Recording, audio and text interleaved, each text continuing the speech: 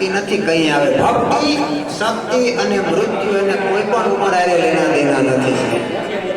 જન્મતા હવે હનુમાનજી મહારાજ સૂર્યનારાયણને ગળવા વયા જાય અને ભક્તિ 5 વર્ષના પહેલા જ એને ધ્રુવને આવી જાય અને મૃત્યુ ક્યાં જીવ હે તુમે બતાવો એક મુસાફિર થાઓ રાસ્તે ને નીંદ આવ્યા.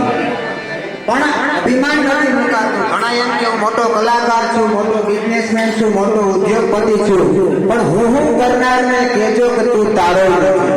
એક જ કરીને કવિતા કે હું કરનારને કહેજો કે તું તારો નથી. કારણ કે બાપ એમ કે દીકરો મારો, પત્ની એમ કે પતિ મારો, મા એમ કે દીકરો મારો, પણ જાજા મિલકતના ધણી હોય ને એ મિલકત પછી ટ્રસ્ટીને હોપી દેવામાં આવે.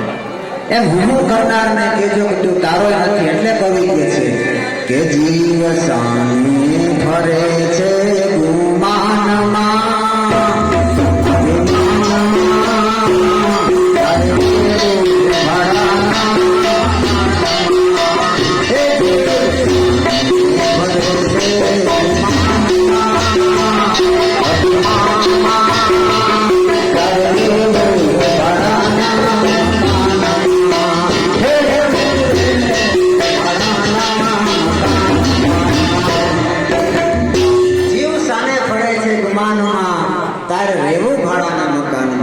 અમને ખબર હોય કઈ અમારે ગાવાનું કઈ મૂકી દઉં તો તબલાવાળા ક્યાંથી ખબર હોય?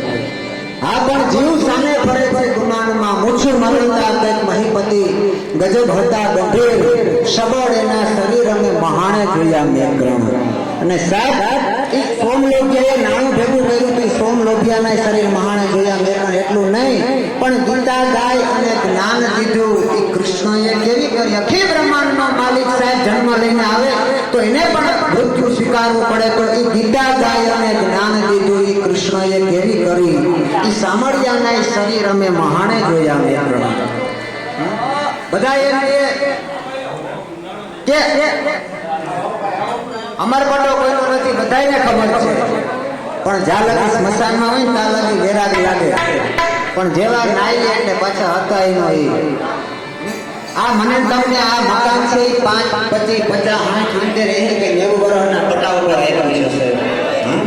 જાણે મારું મકાન કૈરા રંગને રોગાણ, જાણે મારું મકાન કૈરા રંગને રોગાણ, જાણે કાયમને છૂટે રાણમાં